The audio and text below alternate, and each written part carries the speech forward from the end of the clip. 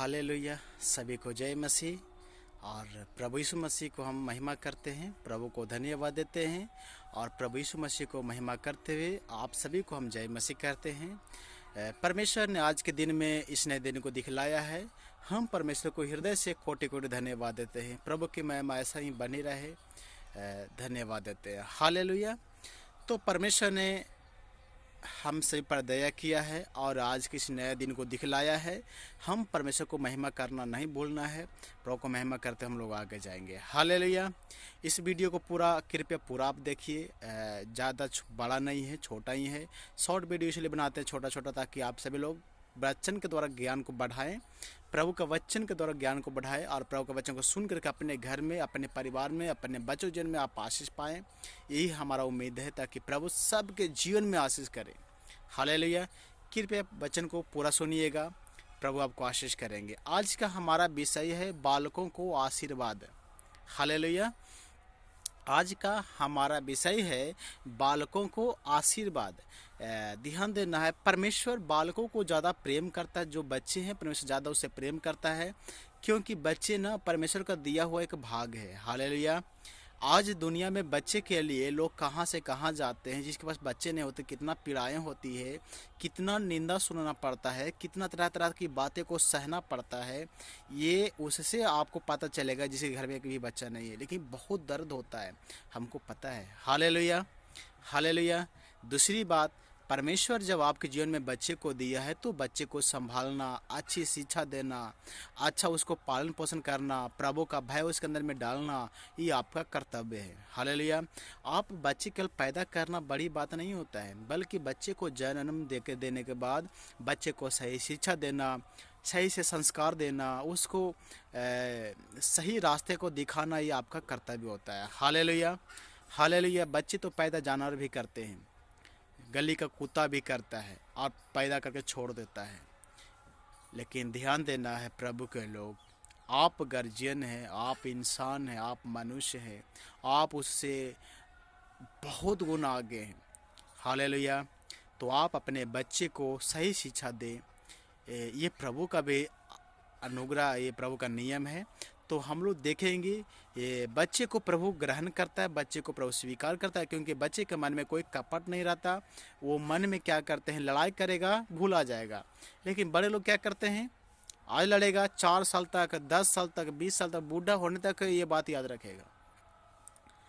याद रखना है प्रभु के लोग, हमें बच्चे के समान मन को साफ रखना चाहिए। हालेलुया। हम बच्चों से देखेंगे प्रभु क्या कहता है। विषय आज हमारा है बालकों को आशीर्वाद। हालेलुया। तो आइए हम लोग वचन को पढ़ेंगे। उससे पहले के वचन पढ़ेंगे भजन संहिता का किताब 127 अध्याय का हम लोग पढ़ेंगे 3 वचन को। भजन संहिता 127 अध्याय का 3 वचन पढ़ेंगे। देखो लड़के यहोवा के दिए हुए भाग्य हैं, गर्भ का फल उसकी ओर से प्रतिफल है। हालेलुया। देखो बच्चे जो है ना, परमेश्वर के दिया हुआ एक भाग है। परमेश्वर ने आपको, अगर पति पत्नी शादी करके जब बढ़ते हैं, परमेश्वर उसके जीवन में एक आशीष करता है। जैसा शुरुआत में परमेश्वर दुनिया को बनाने के समय में परमेश्वर ने बताया था कि तुम फूलो फलो पृथ्वी में भर जाओ। पति पत्नियों को परमेश्वर आशीष दिया था। तो पति पत्नी आने के बाद परमेश्वर उसके जीवन में ये आशीष को देता है, एक संतान को देता है।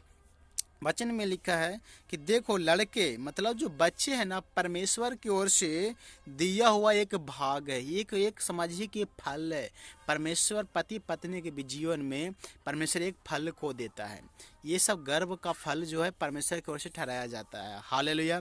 परमेश्वर देने का काम करता है। कई लोग सोचेगा, पूछेगा, अरे भैया अगर प्रभु देता है तो फिर कई लोग बांझ क्यों रह जाते हैं, या कई लोगों के बच्चे क्यों मर जाते हैं। ध्यान देना है, परमेश्वर जन्म सबके जीवन में देता है। परमेश्वर हर बहनों को परमेश्वर गर्भ में ये गर्भ का फल देता है। लेकिन कुछ ऐसे कभी कभी किसी जीवन में इसलिए नहीं हो पाते, उसका करनी जो होता है, या उसके माँ बाप का करनी, या इसका खुद का करनी जो होता है, इस वजह से उसका ये सफल नहीं हो पाता। दूसरी बात है, कई तरह का शरीर में कमियां होने के कारण, शरीर में कई तरह का बीमारी होने के कारण, या किसी चीज़ का कमी हो जाने के कारण उसमें भी प्रॉब्लम होती है। हालेलुया। लेकिन परमेश्वर के पास प्रार्थना करने से सब कुछ संभव है। परमेश्वर असंभव को संभव करता है। हमारे नज़र में कई घटनाएं हैं जो हम बोल सकते हैं पहले बांझ थी, पहले एक भी बच्चा नहीं था, वो आत्महत्या करने के कगार पर चले गए थे, लेकिन आज परमेश्वर उसके जीवन में कई बच्चे को देख के उसका घर को बसाया है। हालेलुया।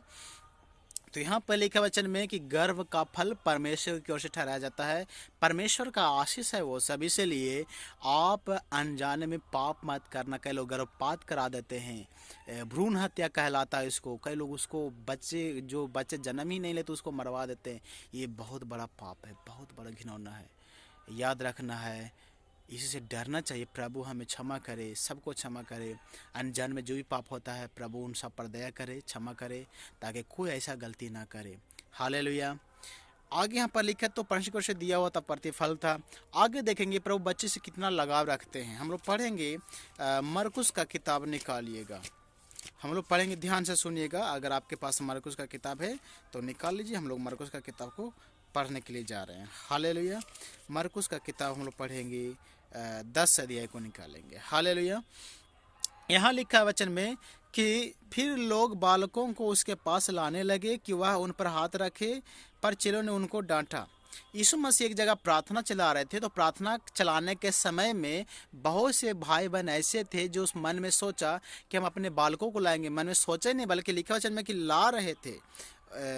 लोग वचन में लिखा कि उन पर बच्चन को लाने लगे, बच्चे को लेकर के आ रहे थे, इसीलिए ला रहे थे बच्चे को प्रभु के पास, ताकि प्रभु इस पर हाथ रख के प्रार्थना कर दे, ताकि मेरा बच्चा सही रहे, अच्छा संगति इसका हो, बिगड़े नहीं, बर्बाद ना हो, अच्छा से जीवन बिताए, अच्छा एक इंसान बने। हालेलुया। लेकिन चेले लोग सोचा कि ये सब ला करके हल्ला करेगा, हुज्जत करेगा, इसलिए प्रभु उसको चेले लोग डांट रहे थे। लेकिन प्रभु ने बच्चे में लिखा, प्रभु ने क्रोध किया उन लोगों पर जो बच्चे को आने से मना कर रहे थे। प्रभु के पास आने से जो चेले लोग विरोध कर रहे थे, मतलब डांट रहे थे, प्रभु उसका विरोध किया। प्रभु उसको क्रोध से, बच्चे में लिखा उसको विरोध किया है, क्रोध किया। और प्रभु ने बताया कि बच्चों को मेरे पास आने दो। आगे लिखा वचन में कि बालकों को मेरे पास, वचन में लिखा है कि यीशु ने यह देखकर क्रोध होकर उनसे कहा, मतलब चेले लोग बच्चे को रोक रहे थे कि प्रभु के पास ना जाए। हालेलुया। लेकिन प्रभु ने क्रोध होकर के कहा कि बच्चे को मेरे पास आने दो। हालेलुया। हालेलुया। बालकों को मेरे पास आने दो और उन्हें मना न करो, क्योंकि परमेश्वर का राज ऐसो ही का है। हालेलुया। प्रभु ने बताया कि बच्चों को मेरे पास आने दो, उससे मना ना करो, क्योंकि स्वर्ग का राज ऐसो ही कहा। इसका अर्थ ये होता है कि बच्चे के मन में किसी तरह का कोई कपट या बदला की भावना नहीं होता है। हालेलुया। बच्चे के मन में बदले की भावना नहीं होती है, लड़ाई करेगा। देखिएगा खेलते खेलते बच्चे लोग लड़ जाएगा, छोटी छोटी बातों के लिए लड़ जाएगा, और इसकी लड़ाई को लेकर के गार्जियन लोग लड़ जाते हैं। तो बच्चे लोग को फिर देखिएगा, गार्जियन लड़ रहे हैं बच्चे को बातों को लेकर के, उधर बच्चा फिर से मिल के खेल रहा है, लेकिन इधर गार्जियन लड़ रहा है। हालेलुया। तो बच्चे और बड़े में यही अंतर है। बड़े लोग गुरहा रखते हैं, छोटी सी बात को लंबी कर देते हैं, मन में पाप कर लेते हैं। लेकिन बच्चे लोग छोटी छोटी बातों में लड़ तो जाते हैं, लेकिन मन में कोई विचार कपट नहीं रखता, तुरंत खेलना शुरू कर देते हैं। हालेलुया। हालेलुया। और दूसरी बात, एक दूसरे को क्षमा करने में वो लोग आगे रहते हैं। मार भी देगा, थोड़ी देर बाद फिर खेलेगा, भूल आ जाएगा, उसको मन से उतार देता है। लेकिन बड़े लोग बदले की भावना आ जाता है। इसलिए परमेश्वर बताया, स्वर्ग का राज ऐसो ही का है, निष्कपट मन, निश्चल, कोई छल नहीं, कोई कपट नहीं, कोई पाप नहीं। हालेलुया। तो परमेश्वर कहता है स्वर्ग का राज ऐसो ही का है। इसलिए हमें भी बच्चे के जो अंदर गुण, जो हर व्यक्ति के अंदर में बचपन में गुण रहता है, लड़ाई के बाद बदला की भावना नहीं रखता, प्रेम से रहता है। देखिए कभी कभी गार्जियन बोले उसके घर पर नहीं जाना, लेकिन बच्चे को चल जाएगा, खेलेगा। बच्चे का हृदय साफ होता है। ऐसा प्रभु कहता, तुम्हारा हृदय भी साफ होना चाहिए, तुम्हारा मन निष्कपट, निष्कलंक, निर्दोष होना चाहिए, बदले की भावना नहीं होनी चाहिए, आप प्रभु के राज्य में प्रवेश करेंगे। हालेलुया। तो परमेश्वर बताया कि बच्चे को प्रभु का दिया हुआ एक प्रतिफल है, ये आशीष है। बच्चे में प्रभु कहता है ऐसे वो आने दो, इसको मेरे पास मना ना करो। प्रभु कहता है ऐसे लोगों का स्वर्ग है।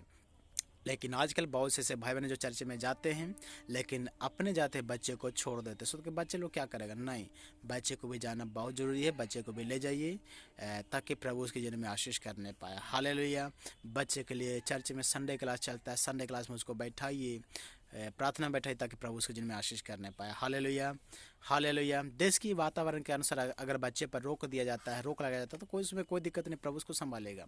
जैसे कोरोना के समय में बच्चे पर रोक लगाया गया, ये सरकार का नियम है। कोरोना वायरस फैल रही है, बच्चे को ज़्यादा प्रभावित करता है, इसलिए ये प्रभु के भी उसको प्रभु आशीष करेंगे, लेकिन देश का नियम है, पालन करना, प्रभु उसको संभाल लेंगे। लेकिन जब समय सब ठीक चल रहा हो तो बच्चे को ले जाना बहुत ज़रूरी है, प्रभु इसमें आशीष करेंगे। हालेलुया। आगे लिखा वचन में कि प्रभु यीशु मसीह ने अपने पास बुलाया, वचन में लिखा कि मैं तुमसे सच कहता हूँ कि जो कोई परमेश्वर के राज को बालक के समान ग्रहण न करे वह उसमें कभी प्रवेश न करने पाएगा। और उसने उन्हें गोद में लिया और उन पर हाथ रखकर उन्हें आशीष दी। प्रभु यीशु मसीह ने उस बच्चों को आशीर्वाद दिया, गोद में लिया और प्रभु ने उसको आशीर्वाद किया। हालेलुया। तो प्रभु की महिमा होने पाए। आज हम लोग देख रहे थे बालकों को आशीर्वाद। तो बच्चे को प्रभु का ज्ञान दीजिए, शिक्षा दीजिए। आजकल वर्तमान समय में जो देखने को मिल रहा है, बहुत चिंतित हो रहा है कि आजकल छोटे छोटे बच्चे को ज्ञान देने की कोई ज़रूरत नहीं। आजकल के लोग ज्ञान देना भूल गया, समझदारी की बात बताना भूल गया। आज मोबाइल लेकर के उसको डांस कराने के लिए, नाचने के लिए, ये करने के लिए, वो करने के लिए सिखा रहे हैं। संस्कार देना भूल रहे हैं, शिक्षा देना भूल रहे हैं, अच्छा सुझाव देना भूल रहे हैं, प्रभु के ज्ञान देना भूल रहे हैं। लेकिन आप ऐसा नहीं करना, वरना परमेश्वर आपसे बच्चे का हिसाब किताब लेगा कि आपने बच्चे को क्या सिखाया। इसलिए मेरे प्रिय भाई बहन, हम आपसे विनती करते हैं, आप अपने बच्चे को कृपया सही शिक्षा दें, प्रभु का ज्ञान दें, प्रभु का आशीष दें। प्रभु में उसको आगे बच्चे में लिखा है, बच्चे वाले बच्चे को रिश न दिलाओ, परंतु बच्चे को पालन पोषण करके प्रभु की शिक्षा देते हुए उसका पालन पोषण करना है। प्रभु का शिक्षा देते हुए उसका पालन पोषण कीजिए, प्रभु आपको आशीष करेंगे। सभी को जय मसीह। प्रभु आप सभी को आशीष करने पाए। जरूर हमें आशा है आप लोगों को अच्छे लगे होंगे। कमेंट कीजिए, लाइक कीजिए और जितना शेयर कीजिए। यदि आप इस चैनल पर नए हैं तो कृपया सब्सक्राइब कीजिए, बेल आइकन घंटी दबा करके आप उसको ऑल पर कर दीजिए, ताकि जब भी कोई वीडियो बनेगा नोटिफिकेशन आपके पास आ जाएगा। प्रभु आप सभी को आशीष करने पाए। सभी को जय मसीह, जय मसीह।